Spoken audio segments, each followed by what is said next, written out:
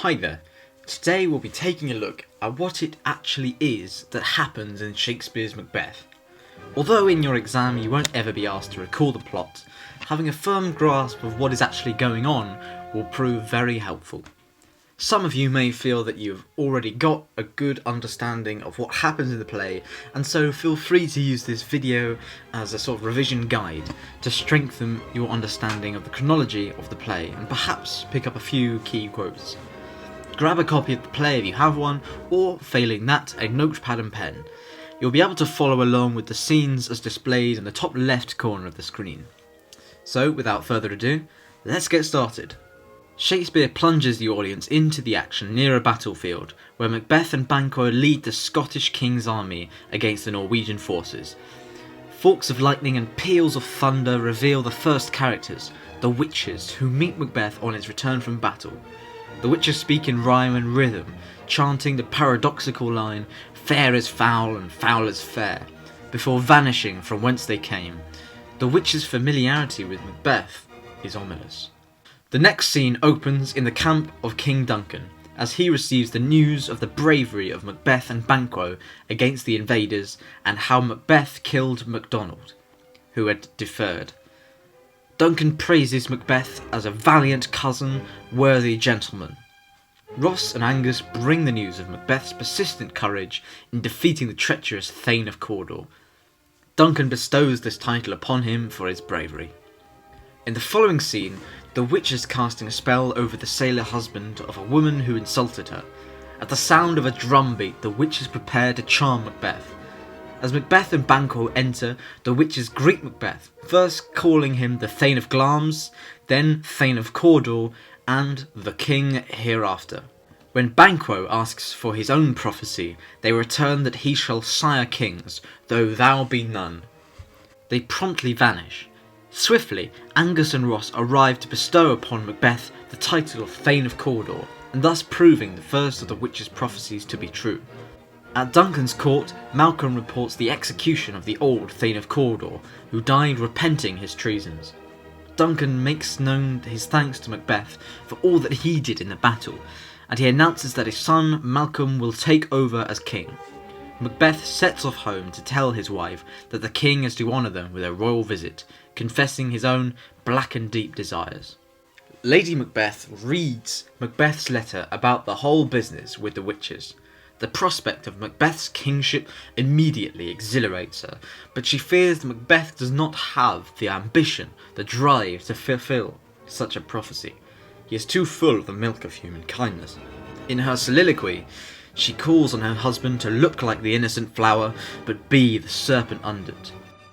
She is eager to greet Macbeth upon his return and busies herself planning the evening, to which she refers as the night's great business. Duncan arrives in Macbeth's pleasant castle and is greeted cordially by Lady Macbeth. Duncan lauds Macbeth and promises to honour him with his favour. Alone, Macbeth contemplates the act of murder and plays out its potential consequences in his mind. He concludes that his only motive is ambition and that it would be completely wrong to stage an intervention of this kind. Just as he arrived at this conclusion, Lady Macbeth enters, dismayed. She accuses him of being cowardly and unloving.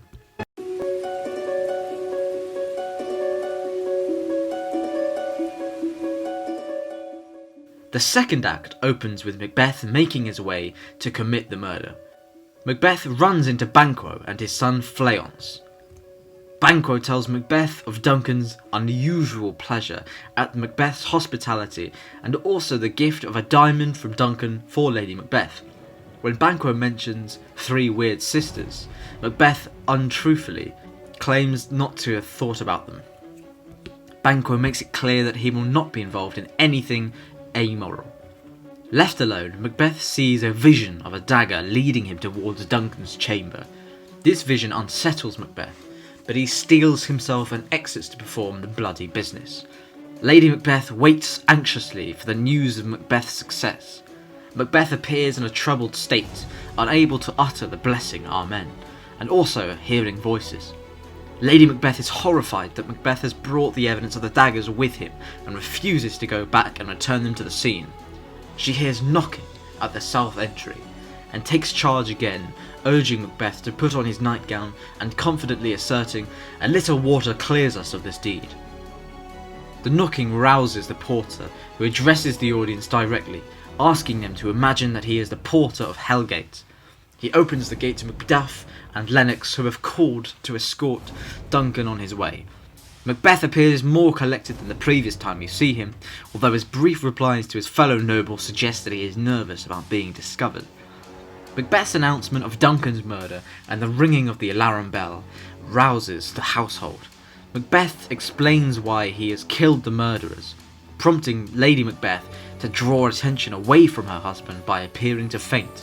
In the commotion, Duncan's sons Malcolm and Donalbain resolve to flee to avoid being questioned themselves. Banquo takes further charge and proposes a meeting to question this most bloody piece of work, to know it further. He calls upon the protection of God in the fight against treasonous malice. Ross and an old man discuss the exceptional events in nature that occurred on the sore night that Duncan was murdered. Ross concludes that the heavens are troubled with man's act. Macduff arrives and explains that Duncan's sons are suspected of having bribed the grooms to kill their father. Therefore, the kingship is to go to Macbeth. Macduff chooses not to go to Macbeth's coronation.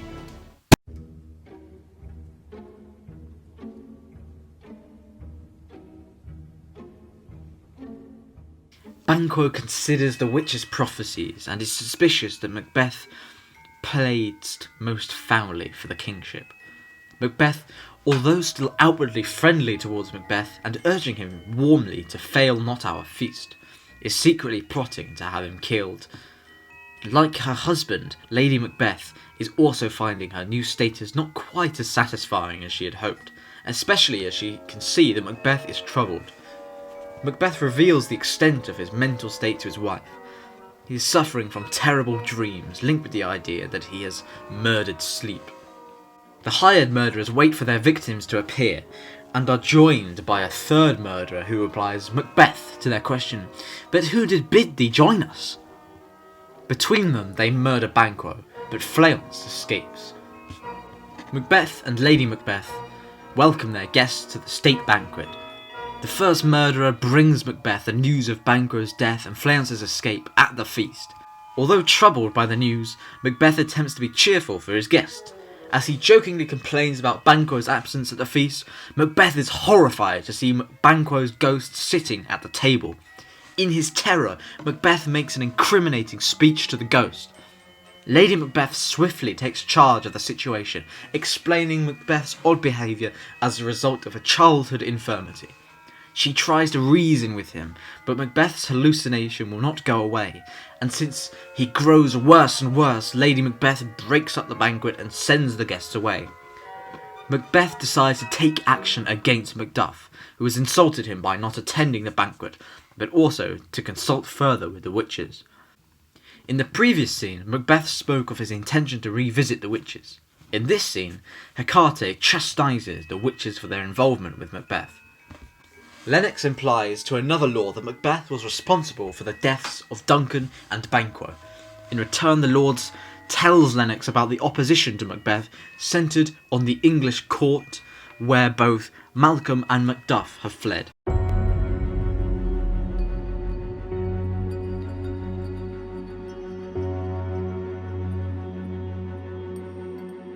The witches prepare a cauldron full of sickening ingredients. They agree to answer Macbeth's questions and offer to show him their masters. Macbeth receives 3 prophecies: that he must beware of Macduff, that he is invincible against any man or woman born, and he will never be vanquished until Birnam Wood comes to Dunsinane. Macbeth is reassured, but still insists on asking the question that most troubles him. Shall Banquo's issue ever reign in this kingdom? The witches reveal a show of 8 kings, and the final image is of Banquo's ghost, blood bolted as it appeared at the banquet. Lennox tells Macbeth that Macduff has fled to England. Ross and Lady Macduff discuss Macduff's flight to England. Though Lady Macduff complains that she has been abandoned, Ross defends her husband's wisdom. After Ross leaves, a messenger instructs Lady Macduff to leave quickly, hence with your little ones. Before she can act on this advice, murderers arrive, killing her little boy before attacking her. In the English court, Malcolm tests Macduff's loyalty by claiming to be an immortal man. He lists his vices and Macduff declares him fit to govern, no, not to live. This reassures Malcolm that Macduff is not one of Macbeth's men sent to trap him. As the two men discuss the sanctity of the English King Edward the Confessor and begin to plan the attack on Macbeth, Ross arrives with the news that the murder of Macduff's family.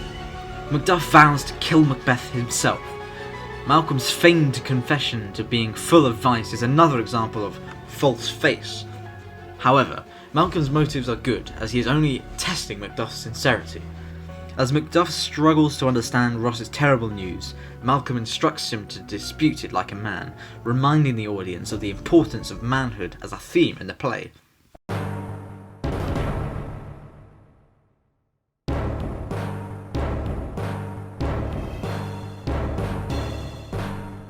Lady Macbeth's gentlewoman and her doctor observe Lady Macbeth sleepwalking. She tries to rub her hands clean, crying, "Out, damn spot! Out, I say!" and reenacts the exchange she had with Macbeth after he had killed Duncan. Her references to Banquo and to Lady Macduff also reveal her guilt. The doctor believes from her actions and from her speech that she was involved in the murder. The remainder of the final act switches to the battlefield and the focus oscillates between the Scottish and the advancing English forces. The Scottish rebels are marching on Macbeth's stronghold at Dunsinane. Lennox, who has now turned against the king, discusses Macbeth with the other rebel lords.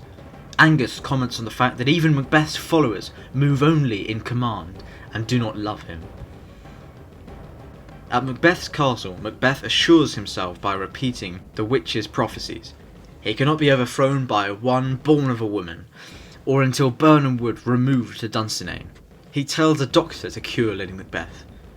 Having reached Birnam Wood, Malcolm instructs his soldiers to hew him down a bough, essentially cutting him off some branches, which will be used as camouflage for their attack. As they proceed, the wood begins to move. Back in Dunsinane, Macbeth is confident of his victory. Then he hears a cry of woman and learns that Lady Macbeth is dead. This prompts one of the most famous soliloquies in all of Shakespeare, summing up the futility, the pointlessness of life. A messenger reports the advance of Birnam Wood. Malcolm's army arrives at Dunsinane and the battle commences. Macbeth kills young Seward, who taunted him with the title of abhorrent tyrant. Macduff prepares to engage in combat with Macbeth to avenge the death of his family. The climax of the play occurs as Macduff and Macbeth come face to face. As they fight, Macbeth boasts of his charmed life which must not yield to one of woman born, only to be told that Macduff was from his mother's womb untimely ripped, revealing that Macduff was not delivered as a child in the natural way, but by caesarean section. This disclosure almost makes Macbeth give up, but, faced with the prospect of yielding to Malcolm, Macbeth recovers some of his courage and fights on. Macduff kills him and leaves the stage with his body. The play draws to a close as Macduff presents Macbeth's decapitated head and pronounces Malcolm King of Scotland. Malcolm thanks all who have fought for him. Thank you for watching, and feel free to browse some of the other videos I've put together on Macbeth.